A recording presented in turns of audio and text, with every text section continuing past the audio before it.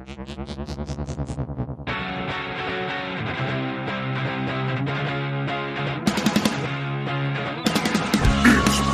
Collectors Club with Bryce, Michael, and Ivy. I know a story of high strangeness or two. Let's do this. Hey everybody, welcome back to Bigfoot Collectors Club, the show where we talk to amazing guests about their personal paranormal history and share stories of high strangeness. I am your host, Michael McMillan. With me always is your other host, Bryce Johnson. And our super producer, Riley Bray. Oh boy, oh boy, oh boy. It's a brand... Wait, it is a brand new month. It's March. Yeah. Yeah. Oh gosh. Spring is here. Oh, That's how good. it works. It is, yeah, that is how it works. Time Yep. just keeps chipping away at your soul. Speaking of chipping away at your soul, last week we talked about Twin Peaks briefly, and I'm getting back into it. I watched last week. I'm very excited to be getting back into this deep dive. I'm gonna save some updates on that for the coming weeks, but I did just want to say, Bryce, that the Secret History of Twin Peaks book by Mark Frost, which canonically takes place between the original series and the Return series on Showtime, has an entire chapter on the history of Kenneth Arnold and the Mount Rainier UFO stuff. Oh, really? So that's my mini 60 seconds to sell Twin Peaks. Yet another pitch. I'm on it, man. I'm on it. All right. Sounds good. Yeah. We have an amazing guest standing by. So we want to get straight to her. But before we do that, I just want to do some quick housekeeping with you boys. Merch. We got shirts. We got some stuff in the works that we'll announce in the coming weeks. If you want some BCC merch, like a t-shirt or a hoodie or a mug or a sticker, head on over to wearecampfire.media and slap that shop button. Or you can click the link tree in our Instagram at Bigfoot Collectors Club. Give us a follow over there so you can get all of your BCC updates. To support the show, go to our Patreon, BCC The Other Side, over at patreon.com/Bigfoot Collectors Club, where for just $5 a month or $9 a month, if you want to contribute to the new Riley tier, you'll get a minimum of 3 bonus episodes every month. And then that second tier is going to get you beautiful original ambient soundtracks from each of our episodes every week. So check that out. Then finally, give us a 5-star review on Apple Podcasts. You know, guys, we had somebody tell us, Spotify, we can't write a review. All right. We tried to open it up to you guys. So now I'm bringing it back to Apple Podcasts because that's what everyone keeps telling us is going to get us the more eyeballs. Okay. Got to get inside that algorithm, man. You got to get inside the algorithm. Give us a 5-star review. Write us a little diddly. It doesn't have to be much. It can be something just like this. Raven Maniac writes, solid show, solid review, 5 stars. Perfect. That's all it takes. That's all you need. Nailed it. Oh, boy. All right. Let's get to our guest this week. I think we've got a very exciting show for our loyal Club Scouts. Here we go. Yeah, look, our next guest hails from Toronto. She's an incredibly talented and charming actress who also happens to have a Bachelor of Science degree from the University of Toronto. She's probably going to wield that against us here tonight.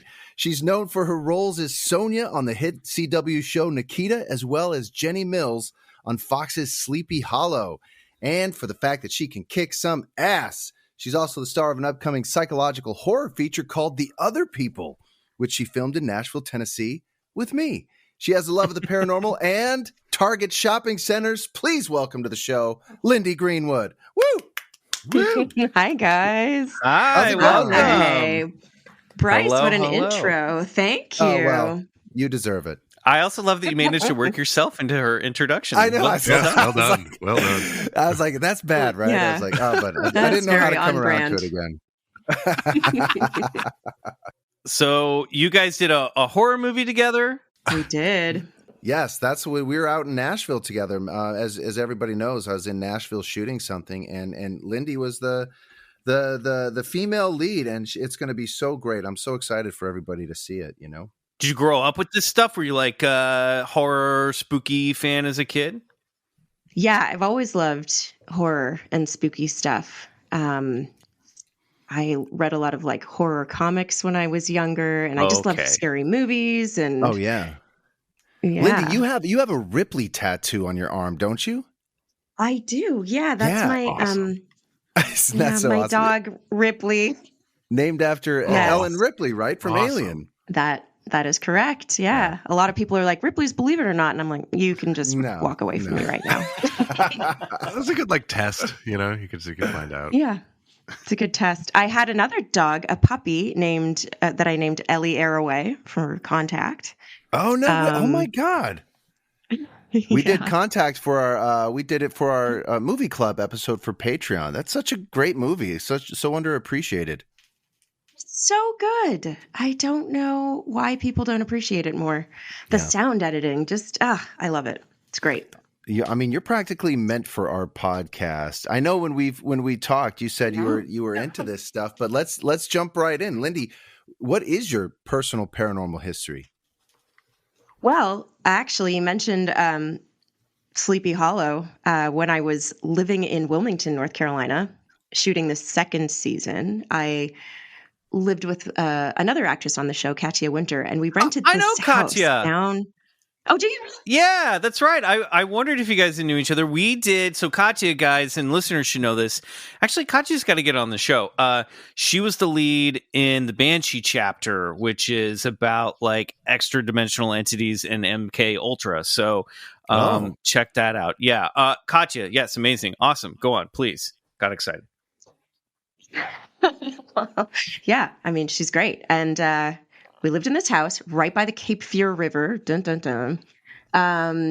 And how do I make this short? Basically, Don't. curtains don't make it short. Okay. Yeah, go for it. We had 3 stories to this house, and it was actually kind of a newer house, but I mean, sitting on some very old land.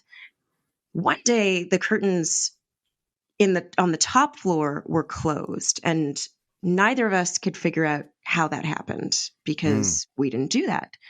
And then a couple days later, the curtains were open, and neither of us had done that. And then they were closed again a couple days later. So we were like, okay, something's really going on here. Then her sister came to visit, and she slept in that upstairs area, and she had this horrifying dream of 2 women just ripping the covers off of her while she was trying to sleep. And she, of course, couldn't sleep up there any longer. I stopped meditating up there. It was sort of my meditation area. And I was like, you know what? Not as zen as it once was. And I remember one night walking from my bedroom to the bathroom, and I sort of had to walk by the stairs that led to that upstairs area, and I smelled sulfur coming down from up there. Oh, snap. Whoa. Which, I've heard is not a really good sign. No. And that Generally. puppy that I spoke of, actually, Ellie Arroway, she was like 2 months old. Someone had found her in a ditch, and I took this puppy into my care. And I was sleeping with her in my bed one night, and she woke up and started growling looking at the corner of my room in the dark, and just was growling. So I turned on the light, and as soon as I turned on the light, her like emotion changed. She started going, and just like tilting her head from one side to the other, like someone was maybe dangling something in front of her or gesturing to her. But I, of course, couldn't see anything. There was nothing there. So I just kind of said, okay, good night. And I shut off the light and went back to sleep. So yeah, that was bizarre. That's creepy. At that point, we decided, it was creepy. But I don't know if you guys have experienced, like you say these things and it sounds like it would be the most terrifying thing. But in the moment, for some reason, it wasn't that scary. It was just like, okay, this is the reality. There's something in here. It doesn't seem to want to harm me. I'm just going to turn off the light and go back to sleep. I don't know. It was fine. You were a lot braver than any of us on the show. I'd be under the covers so fast. Under the covers, I'd be under the bed. But you never know what's under the bed. It could be worse. Yeah, right? that's true. So, that is where the monsters are. If I was running like a grift, like a monster grift, I would get a ghost I'd hire a ghost to scare a kid, or a person, because monsters are always after kids, right? And then scare them to hide under the bed, and that's where I am. You know what I mean? Oh, decoy ghost. Yeah. I like it. And then you're grifting, Yeah. so you'd sell them like a bad insurance plan or something. Oh yeah. Well, it's true. Yeah, I just never pay the ghost. I just Double leave grift. down. Twist. Yeah. I mean, Double grift. Wow. I ghost the ghost. it's that sulfur smell that gets me. I mean, so Yeah. many times Yeah. we hear about these reports where, people are smelling this, sort of obnoxious gas or this sulfur type smell that usually sort of is right before an encounter or some type of weird shit. That Crazy. is Yeah. deeply unsettling. Yeah. It was unsettling. That was more unsettling than the moment with the puppy. I think if my dog had been, a little more scared when I turned on the light, then maybe I would have been, but she seemed really comfortable. We also saw handprints on the windows. Oh, like no. on the second story, like outside. Were they No. like huge Such a weird handprints, house. or- Whoa. my No, God, they were that's kind weird. of like child size. It was bizarre. Oh, No. hell no. Yeah, that's no good. I Wait, mean, and- that could be child ghost, or it could be alien gray. Who knows? Good point. Did Yeah, you say the handprints very were on the true. outside of the window? Is that what you said? Yes. Yeah. Oh, okay. That's not good. Yeah. I mean, how do you sleep in a place like that after that? Not well. I don't know. I look back at that time and I think, in the moment I was just trying to survive. Like, it's my first time in America, really. I'd moved down for the show and Katia was away a lot. She would just go home when she wasn't working and I would stay at the house by myself. And yeah, it was creepy. Did you know any of the history of the house, like around roughly what time, like what era it was from, or anything at all? It's bizarre because the house itself was pretty new. I think it was built in 2009, if I recall. But Oh, yeah. Fascinating. the land, Wilmington is just so old and there's so much energy in that place. And we were right on the Cape Fear River. I had a woman come in. She gave me a massage and she's claimed to be somewhat of a psychic. She said, before I even told her about the dream that Katia's sister had, she told me that she had this feeling of women waiting for someone to come back. And so I don't know if it was maybe their men went off, in some ships or something and never came home. And it's just this sort of lingering longing. I don't know. Yeah, that sounds like some old Strange. ghost stuff. Yeah, for sure. Yeah, because you never know what that house was built on. There could be anything Exactly. in the ground under there, or what stood there before. Because, the other thing is, too, it's like if time isn't linear, if everything sort of exists all at once in a way, then whatever was torn down, whatever house burnt down that used to be there is still there, just in another era. So it doesn't matter if it's gone,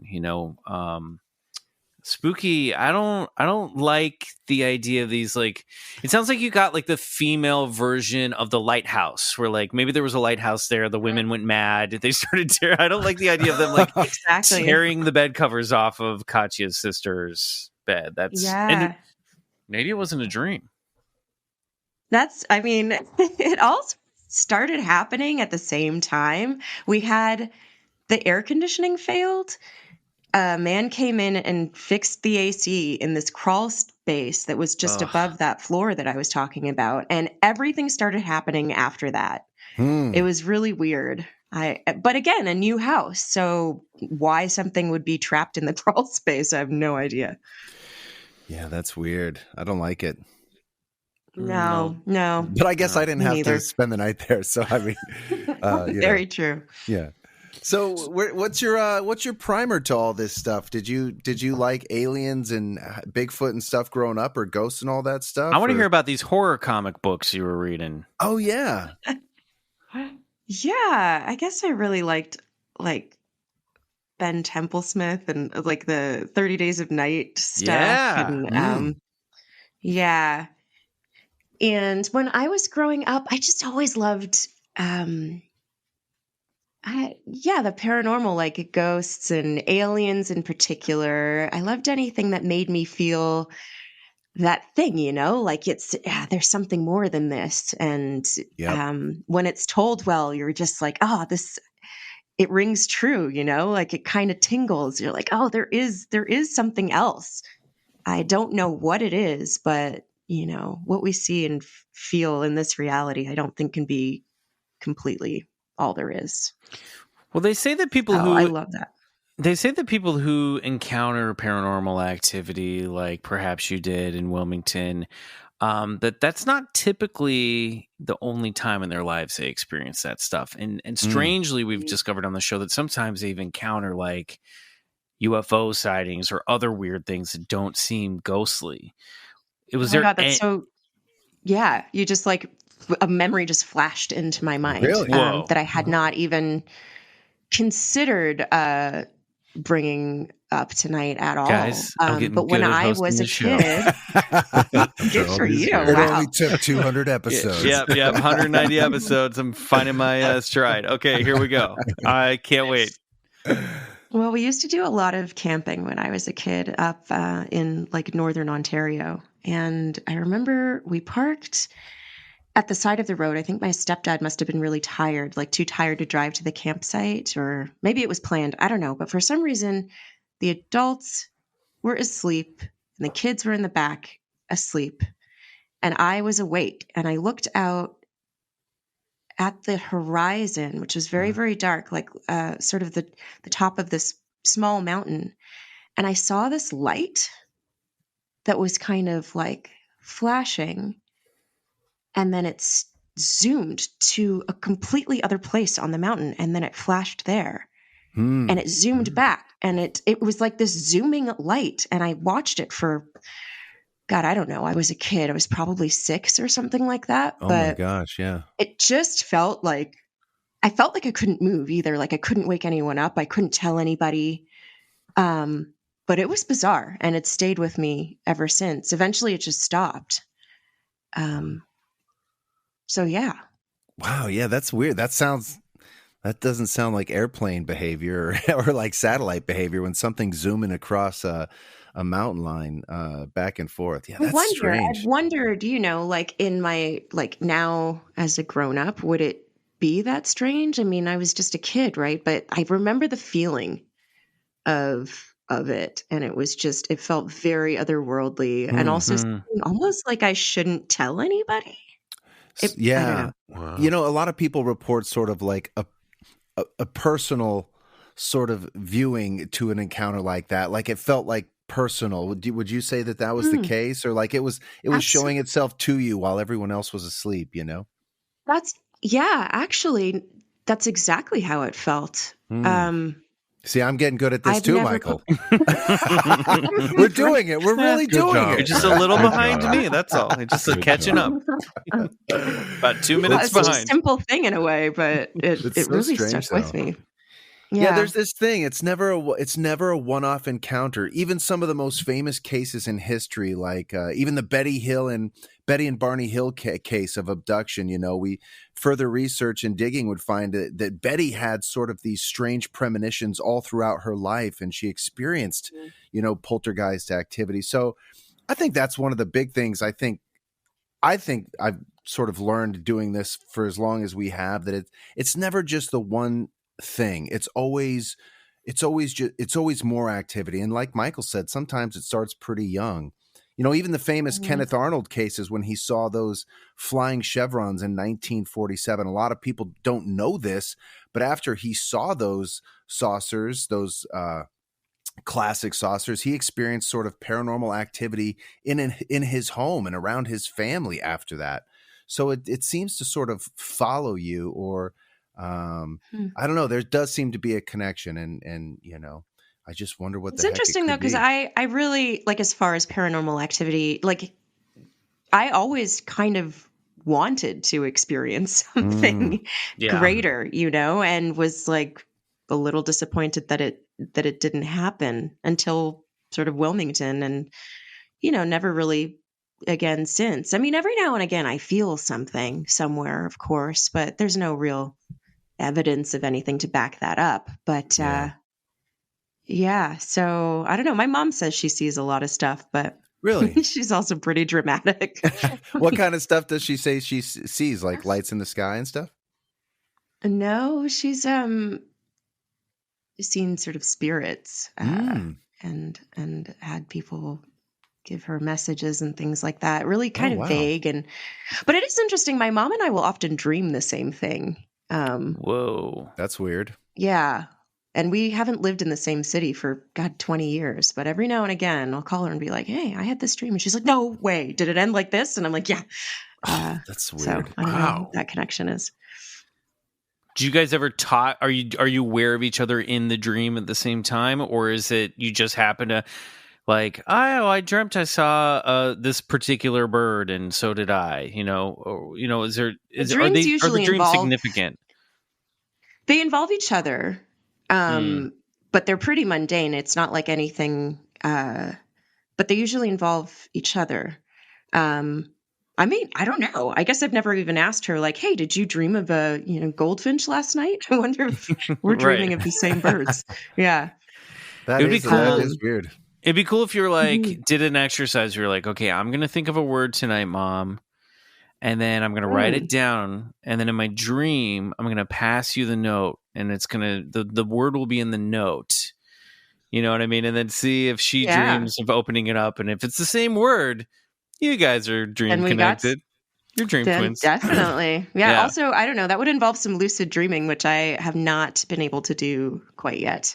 Oh, yeah. We've talked about this on lucid dreaming on the program. Yeah. And what Michael's describing are what can be called stuff like dream games where, you can, give yourself clues and find sort of hidden verifications of this shared liminal space that seems to be the dream world. It's such a strange phenomenon. And yeah, all these things are so crazy. It sounds like you and your mom have a pretty strong connection to be able to share a space like that, Yeah, we do. It's weird because it's almost like, I don't know, there's some type of entanglement there, don't you think, Michael? Or I don't know, can you just like bounce into anybody's dream, you think, or do you have to be? Well, it's funny because when Lyndie was talking about all this stuff, my next question before you brought up your mom, Lyndie, was like, if this ran in the family, if any of this stuff ran in the family, So my guess is that you guys, I mean, I think everybody, can argue whether you get along with your parents or not, that like, you obviously, especially your mother would have a bond, some type of bond with your mother, know? And if your mom is tapped into this stuff, then maybe you have some sort of psychic bond with her as well, and it makes sense, right? Especially when it comes to moms, because, you hear these stories of like, mom called me, she knew I was, my friends tell stories of like my mom called me and was like, are you okay? And, it was right after like, I don't know, a car accident or someone's just feeling bad and mom can just, the mom sense, like kicks in. And if you think about it, like you were part of her body at one point, you know what I mean? So like you were biologically, like psychically connected and on a very biological level, So I wonder if sometimes that bond doesn't break, as people are born and grow up. I don't know. You know what I mean? I just feel like if somebody used to be part of my body, there's got to be some energy connection still there.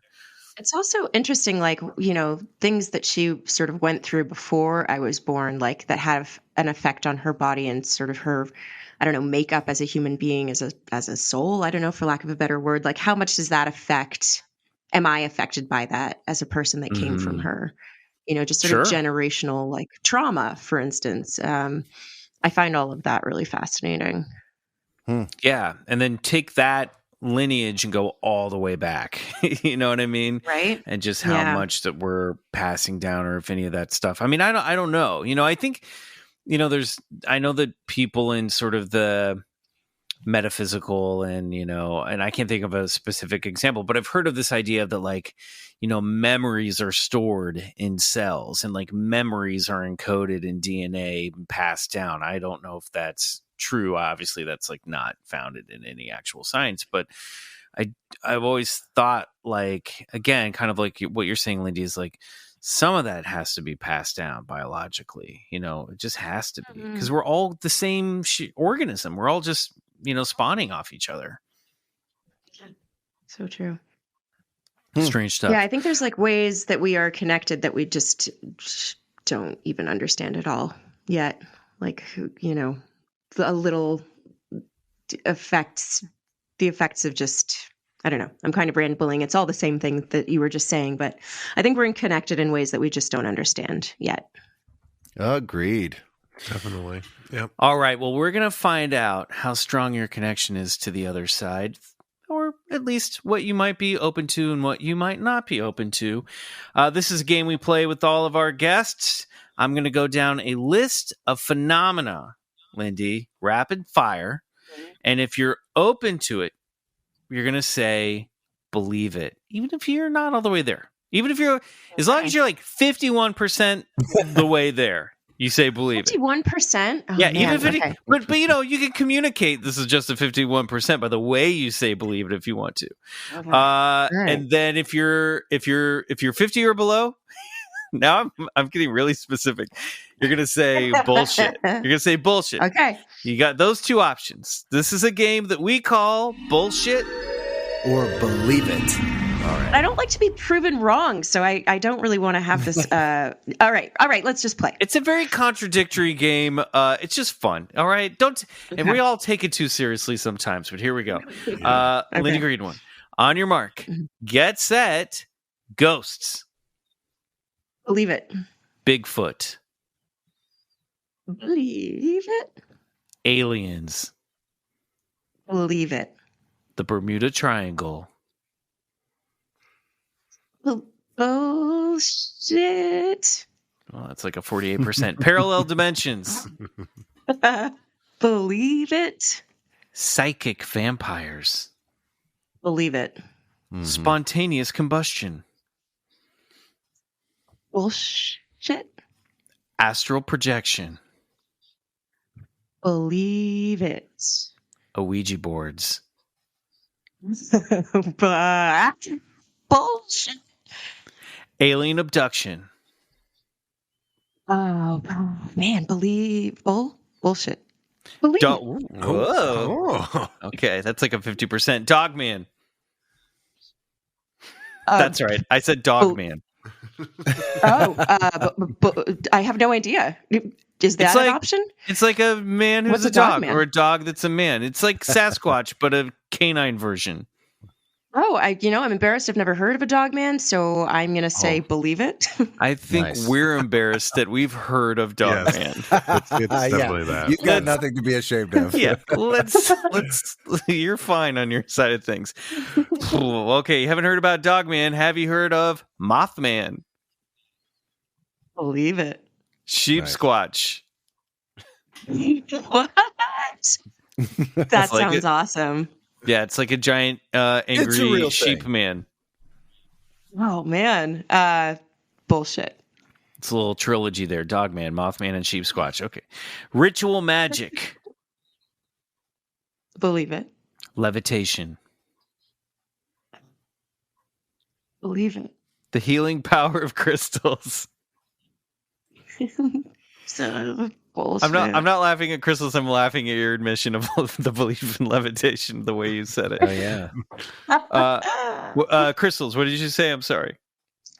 Oh, God, this is such a 50. I mean, believe it. We're living in a simulation. Oh, man. Believe it.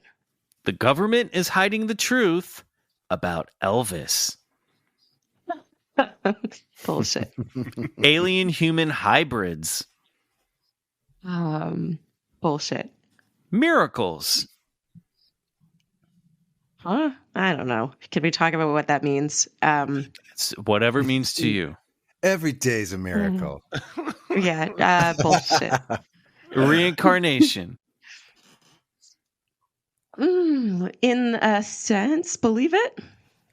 Destiny. Bullshit. Life after death. Oh God, there's so much to say about that. Believable. That's a first. Believable. Nice. Believable shit. Believable shit. Well done. You survived, Lyndie. That was. I felt your anxiety. I apologize. God, my hands are like I'm clenching my fists. Why was that so? We know you It's now. intense. We know who and what you believe now.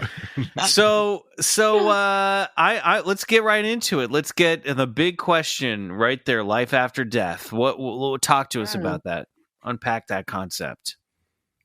Well, I guess I'm not sure I believe in like an individual identity, like a soul that like has memory and consciousness of the life lived that progresses on after death. You know, I think energy is maintained, and I think energy isn't destroyed. So in a sense, I think we probably go back to something, but I don't know if it's like so individualistic as like an actual progression. Does that make sense? How Totally do you makes sense. explain Yeah. those two waiting ladies in that crawl space dangling a ghost weenie in front of your dog?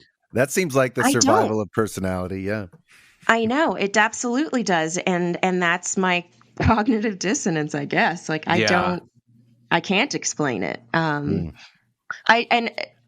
I would have said it's a dream, you know, like in a way, I think Katya's sister had a dream, and we have these energies that we all understand and these emotions that we understand, and maybe we represent them for ourselves as like spirits or whatever. But so many people that see these things can't be wrong. I just haven't personally. So maybe that's why I believe in them. Maybe it can be both ways, right? Maybe the personality doesn't survive death, and these apparitions, these ghostly apparitions that people are seeing, maybe they're just some type of film, some type of playback scenario, you know? They're not real. The personality isn't held there. It's more of a visage of who the person was. Yeah, I like the idea that like a ghost might be separate from the conscious being, that parts. There's a great, obviously, Lyndie, I don't know if you've seen What We Do in the Shadows, but there's a whole thing where they're vampires and they all realize that means that they're dead, and then they realize they can contact and hang out with their own ghosts, which is like, such a good episode. Existential, man. The best. Even that, I was like, wait a minute, how does this work? And I'm like, actually, I think it works. It totally works. That's good. They do it so well. It works. God, yeah. I love the little doll of Nadja. Anyway, sorry. Me too. Miracles, you're a little like, don't bother. You really are a Ripley, because I feel like when it comes to like aliens and like cool stuff, you're like, I'm in. And then when it gets to like more woo-woo stuff, you're like, oh boy. Just don't know what it means, you know? Like I feel like people toss these words around a lot, and it's just kind of like meant for hope. And look, that's nice. Yeah. You gotta hope, you know, but I don't know what that means. Like Dogman is meant for hope too. Yeah. Dogman hopes. Why can't you hope for Dogman? I believe I said believe it for Dogman. Okay, didn't I? great. Oh yeah. Well, hey, we'll take it. You were very generous with your Yeah. belief. All right. Good. We appreciate it, and so does Dogman. Anything in that list you were like, I got to circle back to this? What is the sheep guy? Sheep man? Sheep squatch. Sheep squatch. Oh yeah. Sheep squatch. Well, it's right. That's it's right awesome. there in the name. It's basically this large, upright, sort of walking creature with woolly, I guess, hair or wool. Probably West wool. Virginia.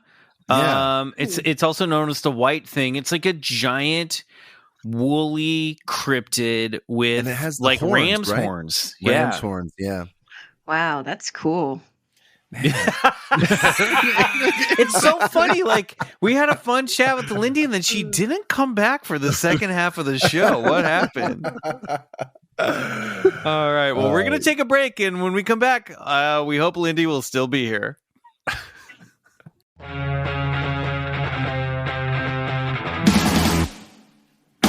All right, we're back with Lyndie. Are you there? I'm here. All right. Thank goodness. Faked this out for a minute. Thought we lost her at Sheep Squatch. Yeah. All right, Lyndie. Well, since you are a fan, it seems like, of aliens, and maybe have seen an alien spacecraft at some point in your life. By the way, I wanted to mention, we kind of moved on, but that reminded me, your story about the light in the mountain reminded me of an area called East Eddy Ranch and Mount Adams that we've talked about on the show, where these strange lights appear around the mountaintops. And some people think that like these craft are going in and out of the mountain and maybe going into some subterranean system or some wormhole, interdimensional wormhole of some kind. But very cool. Have you guys done an episode on the Marfa lights at all? We talked about them with, I think, Tom Everett Scott when Tom Scott was on the show, because he had seen them. He had gone out there and seen them, but we haven't done like a full story of high strangeness on them.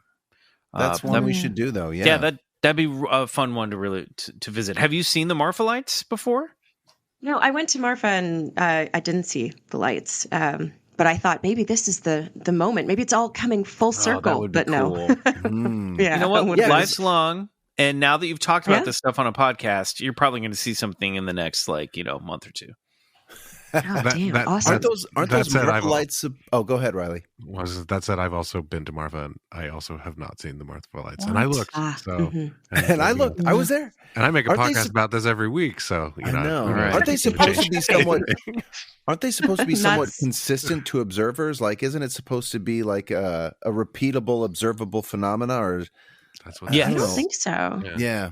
Really? Well, I don't think they know. I don't think it's one of those things where it's like every Wednesday at 7:52 they pop up. It's not like Old Faithful in Yellowstone. Yeah. No. I wouldn't be surprised if it's a conceptual art project of someone just starting saying that they see it, and then it was willed into existence. Yeah, it's the kind of place they would do that. It's true, Marfa. Did you guys watch the new Texas Chainsaw Massacre movie? By the way, no. It's not great, but it's basically like if Texas Chainsaw happened to like Marfa. It's oh really? Yeah, it's like a bunch of hipsters and influencers trying to like build a Marfa out of Harlow, Texas, and then Leatherface comes for everybody. Oh, that's awesome! I'll watch that tonight.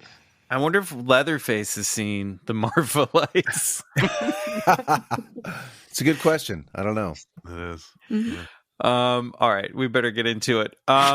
It's time for this week's story of high strangeness. Mm-hmm. Flying Saucer Review was an early UFO publication published in the UK during the 1960s and 1970s.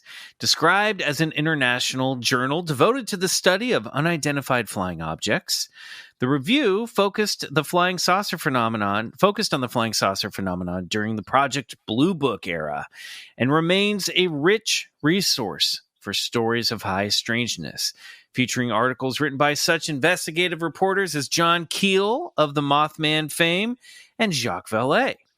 While tonight's story was not a front page feature of the November-December 1968 issue, it's a standout for its contribution to the intergalactic canon of alien species. Quick sidebar here about FSR, as we're going to refer to it. It was founded in 1955. It was a quarterly magazine. Ran through the 70s. I'm not quite sure. I couldn't find when it stopped being published. So if anyone out there knows, please let us know. But you can find PDFs, listeners, of Flying Saucer Review online. There are collections of them that you can get on Amazon, I'm sure through the library, and issues on Kindle for pretty cheap. They're photocopies of the original magazine. So I don't know. I love it. This stuff in if you look at a Flying Saucer Review magazine, this is my jam. This is the thing that always pulls me back in. And, I don't know why I'm getting defensive about this because I feel like, I've got we also got an email of someone who's like, a listener just told us to stick to Bigfoot stories. And I'm like, no. My thing is UFOs, and it's more and more becoming UFOs, and it's more and more becoming that UFOs are Bigfoot and are ghosts. It's all connected. Yeah. Right. Anyway, I highly recommend you just look at some of this stuff. There's such cool shit in it. I want to get some of these collections and read them. Anyway, sorry, I went off on a rant. So the story, entitled Strange Encounter in Var, was told to one Lionel Trigano a young investigative reporter from the south of France, and was published in FSR magazine not long after John Keel's reportings of the strange happenings surrounding the Mothman of Point Pleasant, West Virginia. It was notable by the review's editor, Charles Bowen, for its similar involvement of winged creatures to that case, and another case he refers to as the winged creature of Kent, and more on that in a bit. Bryce, well, Lyndie, you mentioned that you believed in Mothman. Have you heard of Mothman at all? Are you familiar with any of this stuff? Yeah, I mean, like, yeah, for sure. Cool. I actually watched the movie not too long ago. Oh, really? Rewatched it. Wow. Yeah. So creepy. And yeah, pretty interesting. So, Bryce, just quick for our listeners who maybe haven't heard the Mothman, can you give them like the quick like 2-sentence elevator summary of what the Mothman case was in West Virginia?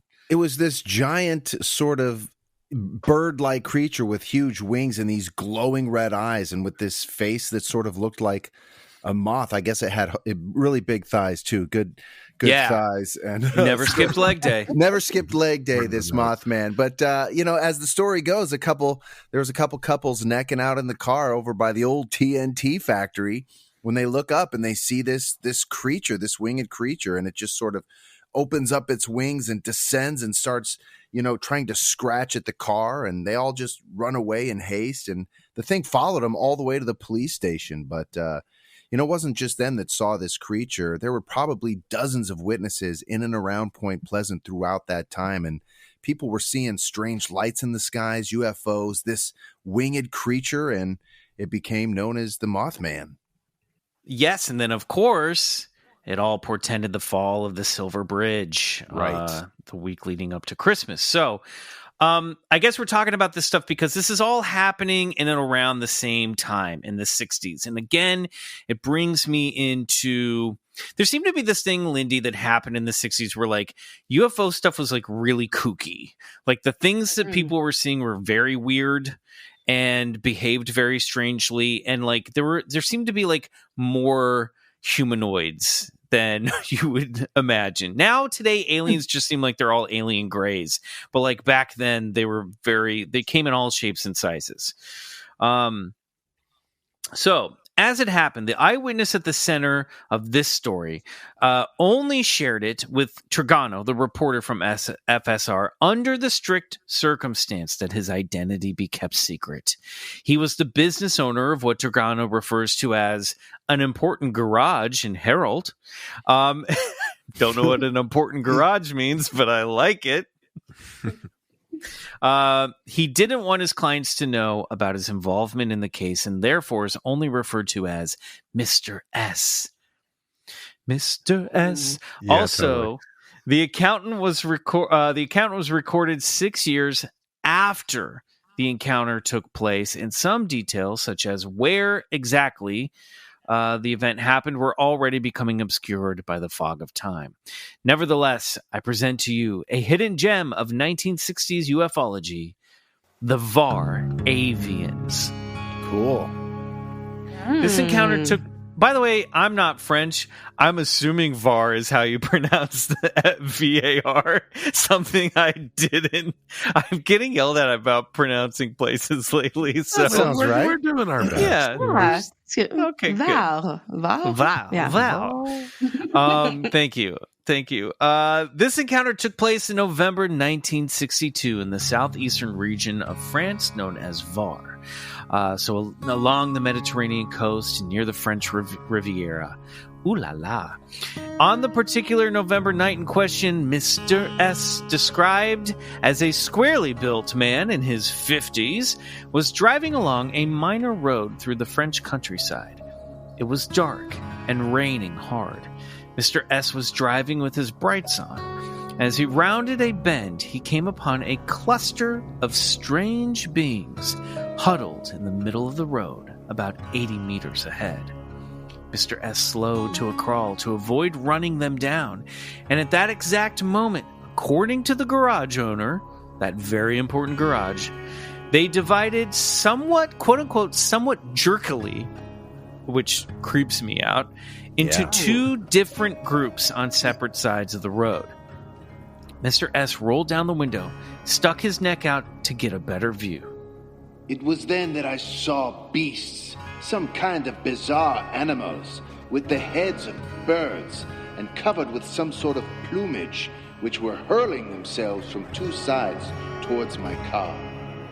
The avian entities seemed to be on the offensive, so Mr. S sped away, stopping only at a safe distance about 150 meters further down the road. He looked back, and he could see the bird creatures running towards a hovering, disc-shaped craft resembling two dishes resting atop one another, mouth to mouth. I turned around and saw these things, these beasts, these nightmarish sort of beings, which were heading with a sort of flapping of wings towards a luminous, dark blue object, which hung in the air over a field on the other side of the road. I saw all this. Imagine, like, you're coming around the bend, and you're like, what are all these vultures doing in the middle of the road? And then they stand up, and they're not vultures, they're like birdmen, and then they chase you, and then you watch them all get sucked into a UFO and fly away. Yeah, no, not a normal Chase you night. jerkily. Jerkily. Yes. Jerkily. It reminds me of like the Harryhausen animation, you know, which always creeped me out as a kid too. Like that stop motion kind of, like, again, not lining up with our reality, right? Like not like it's like his eyes are trying to capture the movement of these things and can't do it. The bird-like creatures were pulled into the base of the craft as if they were vacuumed up, or as Mr. S put it, sucked up by a whirlwind. There was a dull clack, presumably the sound of the craft sealing its airlock, and in an instant, the dark blue flying saucer took off at a prodigious speed. Afraid that people would call him mad, Mr. S told his story to just a few people, including Mr. Trigano. Now, crazy? Sure, but perhaps Mr. S would have felt better, or at least less alone, if he'd known that winged creatures ascending from spacecraft were nothing new. For example, that aforementioned winged creature spotted in Kent, which was mentioned by editor Charles Bowen. Now, to be fair to my own timeline, this would take place a year later, but digging into FSR Volume 10, Issue 2 from March-April 1964, I discovered something called the Saltwood Mystery, about strange lights and a winged creature predating Mothman in England.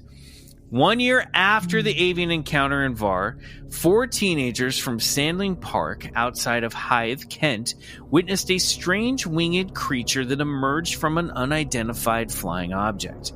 I think it's worth noting that this event also took place in the southeastern region of the country, in this case England, and also in November. And again, it's those necking teenagers again. Those pesky necking teenagers. It happens every time. I think these guys were just sort of bored and wandering around and kicking old cans of, beans.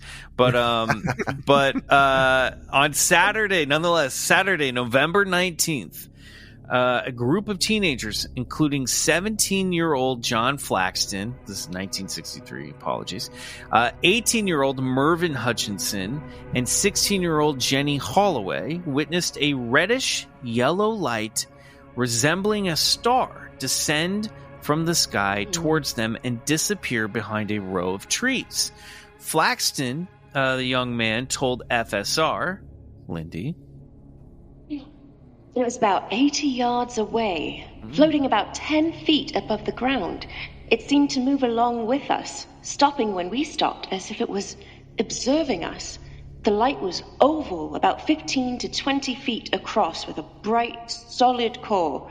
It disappeared behind trees, and a few seconds later, a dark figure shambled out. The figure Flaxton and friends witnessed emerging from the light was shadow black, with large wings and apparently no head, or at least no discernible head. Mervyn Bartholomew declared, It was just like a bat with webbed feet and no head. No bloody head on that thing. What's all this then? I like that Lyndie did a very respectable and toned down accent, and I just went straight for broad comedy. Strangely, the alien creature wasn't the first thing on their minds when these kids saw this. The kids thought they were seeing some kind of, first of all, they were necking. You're right. So they didn't actually see any of this. No, but they thought they were encountering a ghost because they couldn't understand what they were looking at. It was that weird. Over the next couple of days, more strange lights occurred in this area, including witnesses seeing gold mists and finding tracks embedded in the earth. And this was all adding up to the possibility that some sort of winged being was visiting southeastern England that week. So strange. Visitations to Earth by winged entities is nothing new. Obviously, in Christian mythology, there are angels and conversely demons, and bird-like and winged gods are widespread throughout global folklore, religion, and mythology. The Aztecs, Egyptians, and Sumerians come to mind just off the top of the head.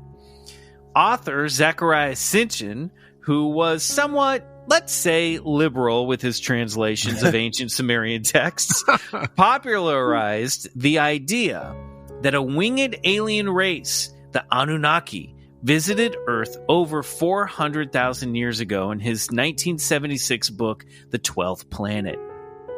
Hailing from Nibiru, a distant planet in our solar system, whose elongated elliptical orbit around our sun only brings it into close contact with Earth every 3,600 years. Right.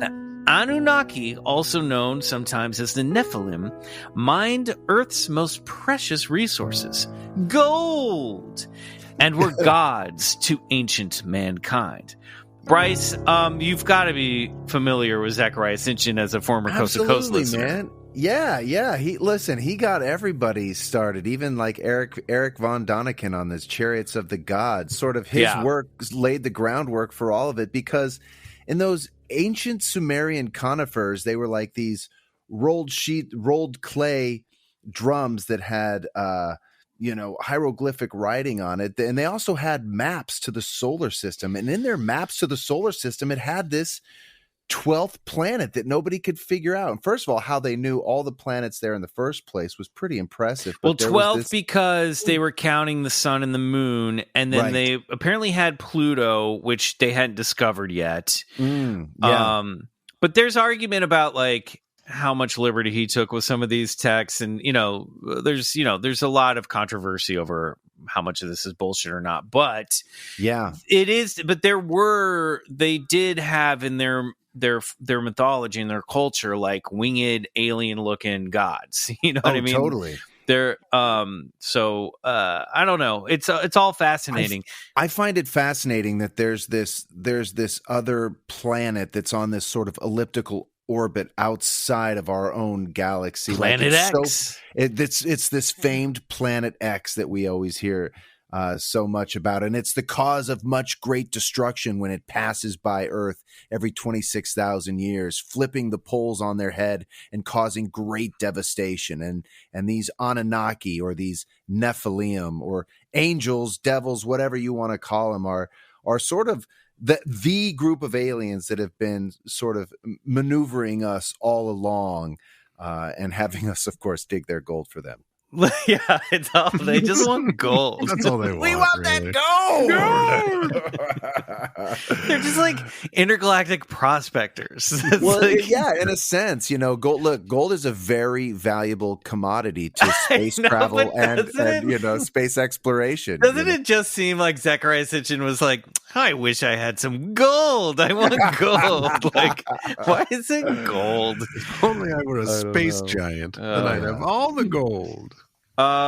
So in modern UFO and New Age lore, there's an alien race called the Blue Avians, who are 8 foot tall, enlightened extraterrestrial beings that hail from the center of the galaxy, visiting Earth in giant spherical ships, and are working hard to liberate Earth from dark forces. Cool. Hey guys, pick it up. Speed it up, Avians. Could it be that what Mr. S saw on the side of the road that fateful night in Var is related to any one of these phenomena? Is there a connection to the Mothman? Or was it just another drop in the bucket of high strangeness that seems to interact with our reality? Sadly, we'll never pinpoint the origins of these humanoid birds, even if we encounter them for ourselves on some dark and rainy road on a cold and fateful November night. And that is the brief but tantalizing tale of the Var Avians. Nice. Love it. Right. That's awesome. Yeah. Lindy, what the hell was that? Yeah. What do you think? Geez, I don't know. I mean, it's so fascinating that we see these things, you know, multiple people seeing something so similar. I don't know. I mean, one story, you're inclined to think, I don't know, maybe there was some acid involved. It's the 60s, but like multiple stories. Vultures, you know? Yeah. But there are some really large flying, you know, animals that do exist. I was at a place This is true. outside of, it was called the Devil's Inkwell. It was like outside of Roswell, I believe. And it was the first time I had seen a nighthawk. It's like a giant bird that looks kind of like a bat. But it's way, way bigger. And so, you know, sometimes there's explanations like that, but jerkily, like a bunch of those jerkily moving into a spaceship, obviously that doesn't offer that kind of explanation. So I don't know. Yeah, listen. What do you guys think? Listen to these two encounters. I'm pulling up the magazine article. So this was that same weekend in Kent. Now, I love this because these other two eyewitnesses over the same week, this is the gold ship thing, were 17 and 16. And it's kind of like the Dover Demon thing that happened in Massachusetts in 1976, where like something sometimes happens and like one person sees one weird thing in town. And for like the next 3 nights, a bunch of people claim to see it. And then it's sort of a one and done. So this is after Lindy's character and friends saw that gold ship and the winged creature that was kind of like Mothman. This came from a couple nights later, November 21st, 1963. The witness's name was Keith Croucher. He's 17, occupation apprentice electrical engineer. And he says, I was passing the Brock Hill School football pitch, which leads onto the Sandling estate, when I felt a sudden breath of cold wind and saw what looked like a golden mist beginning to cross the pitch. At the center of the mist was a solid oval light that seemed to move slowly over the ground. The whole thing was about 20 feet square. I was frightened and I ran away. When I came back, it had gone. So like this weird gold mist or this UFO cloaking itself in this mist. And then I was going to mention that too. The light, like it always seems to be like a brown or a gold light that like comes before these sightings, right? Yep. And a mist we hear about, and Linda S. Godfrey talks about, sometimes there's this phenomena of this like weird green mist that will happen. And then 2 days later in the same area, November 23rd and 24th, another witness, John McGoldrick, and a friend, 16 years old, says, after hearing about Keith Croucher's experience, I went with a friend into Sandling Woods to investigate. In a clearing in the woods, we found a vast expanse of bracken that had been completely flattened, as if some huge heavy object had rested there. Nearby, we found 3 giant footprints. There were clear footprints almost 2 feet long, about 9 inches across. They must have been a full inch deep.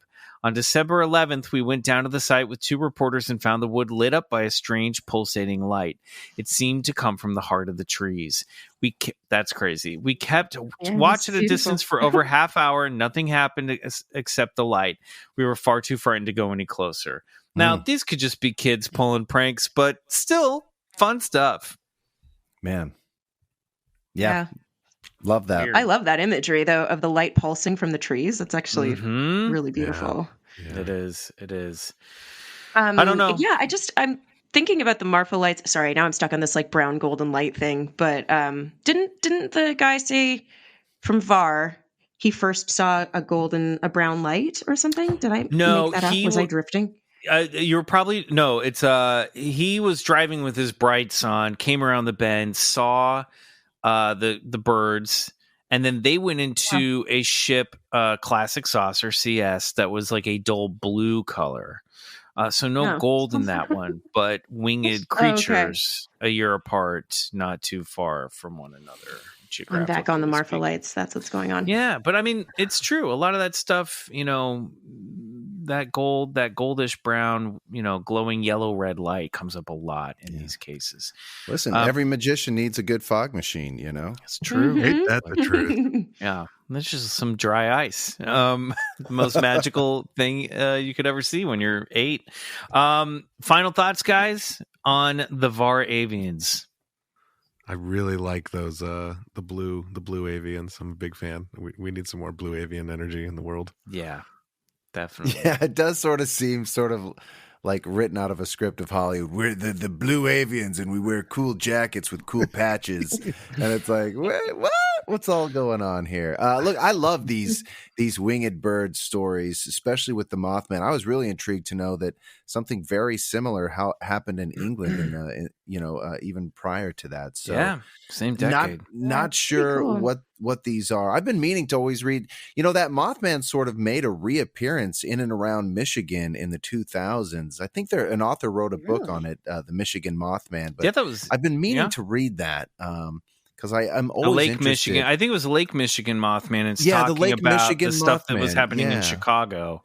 Yeah, people were not seeing too long sort ago. of this. People were seeing and describing this sort of same type of winged creature that they kept describing that looked like a giant moth. So, is that the same creature? Is it the reemergence of a new creature? I'm not sure, but I definitely kind of want to dig into that. And I'm always fascinated with just what's going on with these winged creatures, especially the Mothman. Are they harbingers of doom, or are they something else? Who knows? And what is their leg regimen? And what is their leg regimen on Wednesdays and Fridays? Yeah. Did you say there were illustrations with this, Michael? Not with this particular story. If you Google blue avians, though, you will see some pretty fascinating, somewhat, I would say, sexual birdmen. But there were no illustrations of this in this particular copy of FSR. But blue avians are hot. What are you? Yeah, what are you blue avians are hot. Lyndie Greenwood. Oh yeah. Thank you so much for being on the show. As a where pleasure. can people find you or follow you on social media? And do you have any work or anything you want to plug? Oh, well, actually, I'm kind of left acting a little while ago. Okay. I went back to it to do this movie with Bryce and a movie before that. But right now I'm focusing on writing. And if people want to see me in the desert just being a weirdo, they can follow me at Lyndie Greenwood on all of the socials, Instagram mostly. Love it. Perfect. Great. Bryce, Riley, anything to plug before we head out? I'll just plug the same thing I did last week. The new season of Expedition Bigfoot is premiering on March 20th, not only on Travel Channel, its home, but the Discovery Plus platform as well. So you're not going to want to miss that. It's an incredible season, 16-hour-long episodes of Bryce running around the woods looking for Bigfoot. Awesome.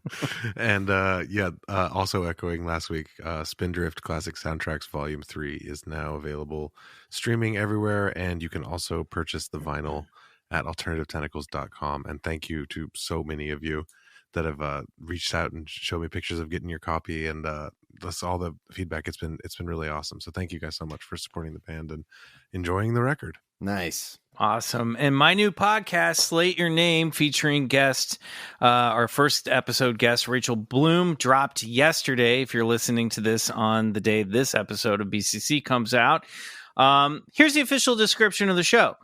Actor Michael McMillan, that's me, chats candidly with other actors, comedians, and performers about the highs and lows of making it in the entertainment industry. From bad auditions to achieving pipe dreams, Slate Your Name celebrates the relentless grind of the working actor. So if you want to check that out, go for it. I want to thank everyone who's listened and followed us over at Slate Your Name Podcast on Instagram. The first Patreon episode of that show is available for free. So in addition to listening to episode 1, wherever you get your podcasts, you can check out the first Slate Your Name Green Room episode over at patreon.com/slateyourname for free. So thanks, guys. I know now I got 2 of these. Now I got 2 shows. I gotta sell all you beautiful Club Scouts, but I'm very excited about this one, and I think Club Scouts will enjoy it as well. So thanks for listening, guys, and thank you, Lyndie. Thank you, Lyndie. Hey, we want to hear. Look, I mean, you're in the desert. That's prime UFO viewing. Yeah. So yeah. keep your eye on we the see skies. a lot of weird stuff in the sky out here, but sometimes it's just the base. But yeah, it's pretty cool. Yeah. Oh boy. All right. Cool. Well, thank you so much, Lyndie. Good night, everybody listening, and Go get regressed.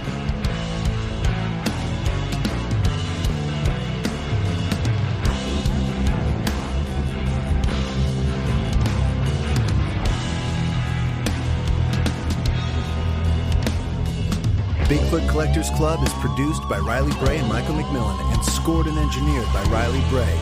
Our theme song, Come Alone, is by Suneaters, courtesy of Lotuspool Records.